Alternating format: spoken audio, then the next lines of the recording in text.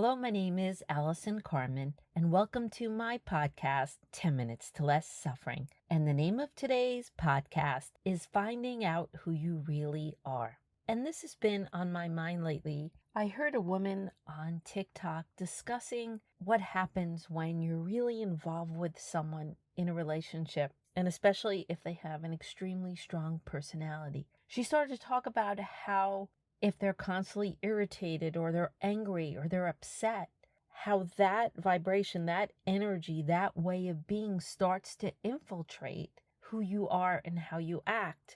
And I thought it was really interesting because I thought a lot about my marriage and my ex-husband.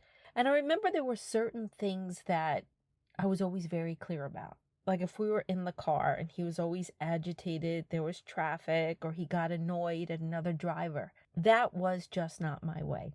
I realized it was just the way things are, and most people were trying to do the best on the road as they drove, and so I never understood why he made such a big deal of it. But there were other things that actually started to infiltrate me. He used to get very irritated by people and disappointed in people and talk about people, and especially my family. So when I would see my brother and my sister-in-law, he made it like there was something wrong with them. And it was always tense and unpleasant.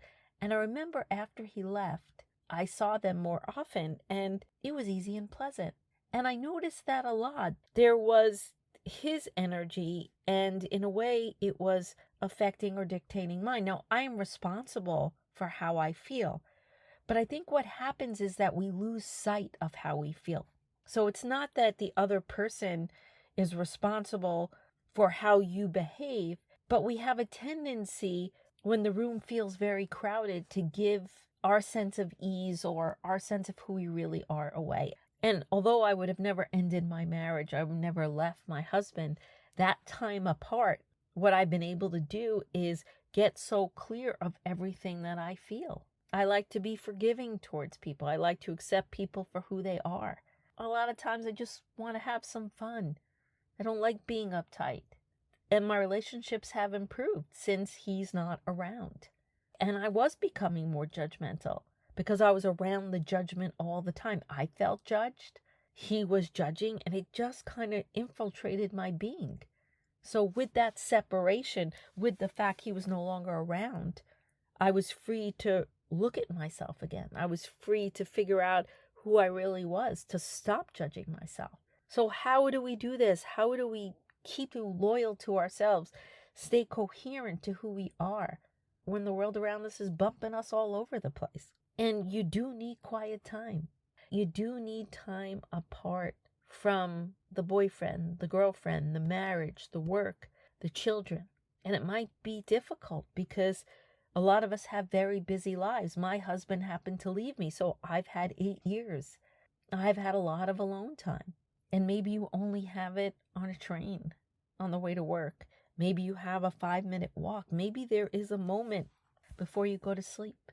Some moment where you could just breathe into yourself and slow it down and reflect a little bit. One thing, two things of something that bothered you during the day. How did I feel when my boss raised his voice to me today?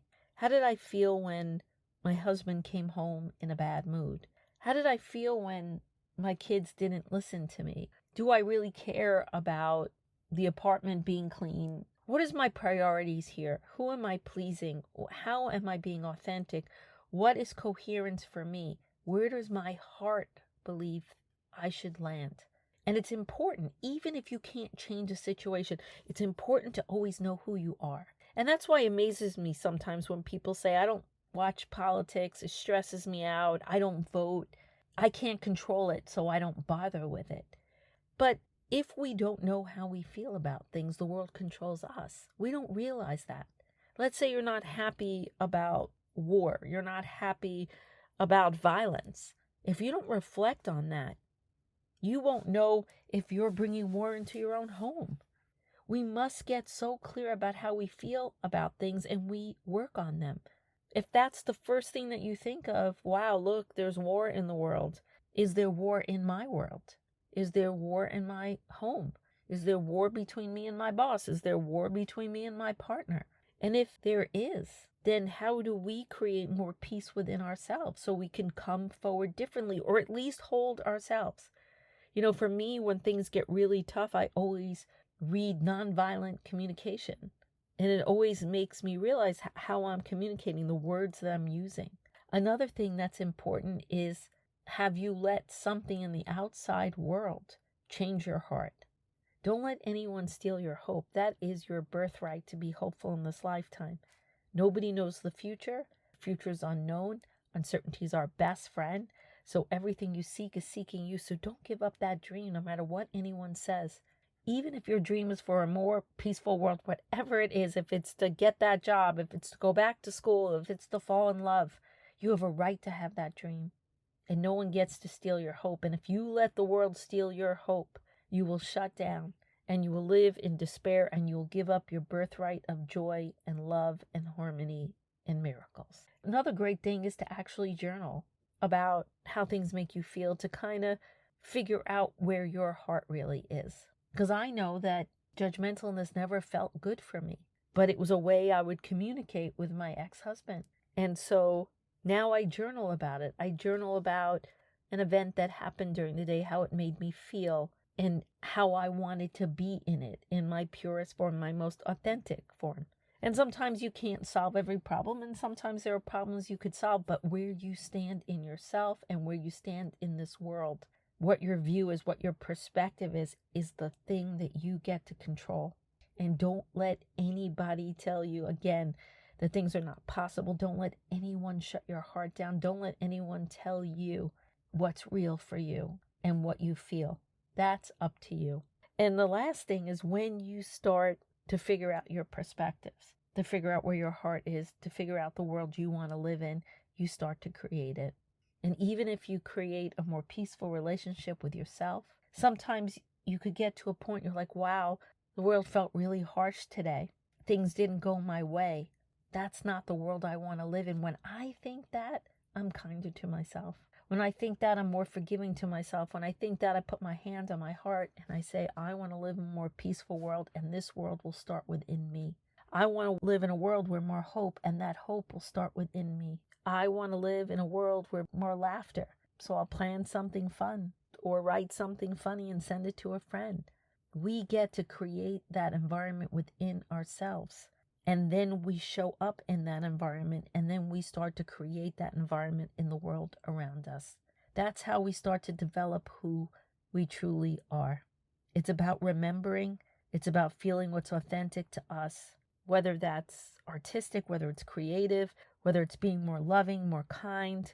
And sometimes you're believing in a dream and in a world and you don't see it anywhere. But if it's in you, then it really does exist someplace outside of you. It's resonating from within you because there's something calling you someplace. You are not crazy. The peace and the love and the kindness and the things that you want exist in this world. But like I've said many times, when you look in the mirror, you can't expect your reflection to smile first. We need to smile first. And how we smile first is we connect to who we truly are, and we keep remembering, and we keep discovering, and we don't let the world tell us how our workplace should be. We don't let the world tell us the peace that should be in our homes. We don't let the world tell us how much we should love ourselves.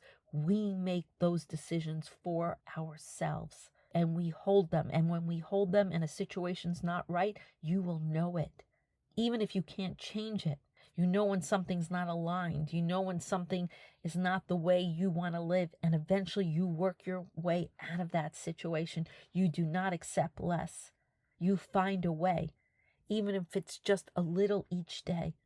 And the most important thing out of all these things, don't let the world make you go against yourself no matter what happens. Be the kind, loving, forgiving person that you want people to be to you. Be that to yourself. And that is the most gorgeous beginning, the most hopeful beginning, the most miraculous beginning that anyone could ever have. When you start to love yourself, when you start to know how you feel, when you keep your heart open under all circumstances, You start to build something in yourself, and the outside world will see it one day.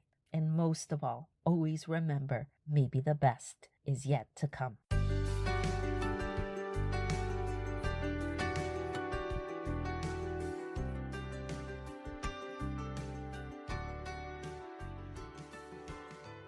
Thank you for listening to this podcast today. If you'd like to get in touch with me, you could email me at allison@allisoncarmen.com. If you'd like to buy my books, The Gift of Maybe, A Year Without Men, Maybe Everything's Okay, A Parent's Guide to Less Stress and Worry, they're available at all major bookstores and online retailers. If you'd like to buy my Maybe cards, they're back on Amazon, or you could buy them on my Etsy store with my Maybe digital journal. And most of all, if you like this podcast, I hope you subscribe and leave a comment.